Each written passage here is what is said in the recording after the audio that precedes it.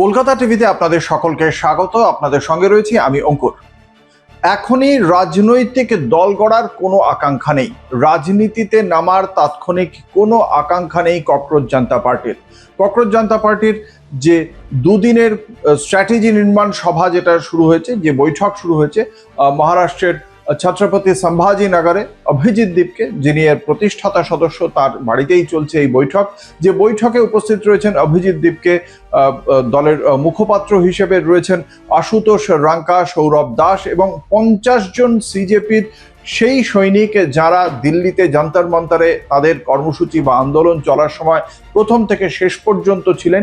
সেই 50 জনকে নিয়েই এই কোর কমিটির বৈঠক চলছে, যারা আগামী দিনে ঠিক করবেন। দুদিনের এই বৈঠকে স্থির করা হবে যে আগামী দিনে ঠিক কোন পথে চলতে চায় ককরোচ জনতা পার্টি। এবং সেই বৈঠকের প্রথম দিনের পর আজকে সাংবাদিক সম্মেলনে স্পষ্ট ভাষায় দলের প্রাথমিক যে চিন্তা ভাবনা, যে বিষয়ে একমত হয়েছেন সকলে, সেই বিষয়টি সুনির্দিষ্ট করে জানিয়ে দিলেন অভিজিৎ দীপকে।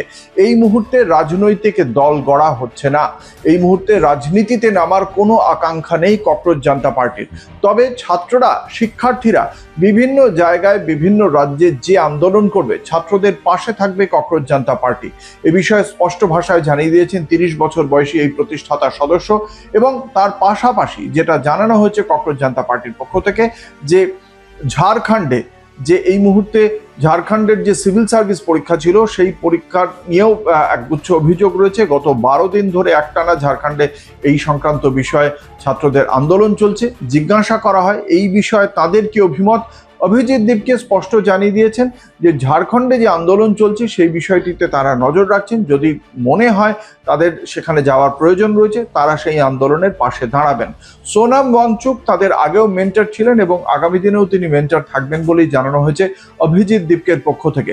তবে এই মুহূর্তে আরও বেশ কয়েকটি বিষয়ে যে তারা ঠিক কি কি পদক্ষেপ করতে চলেছেন সেই বিষয়ে জিজ্ঞাসা করা হয়েছিল। বলা হয়েছে যে আগামীকালও এই বিষয়ে বৈঠক হবে, আরও সুনির্দিষ্টভাবে তাদের আন্দোলনের গতিপথ কি, তাদের অভিমুখ কি।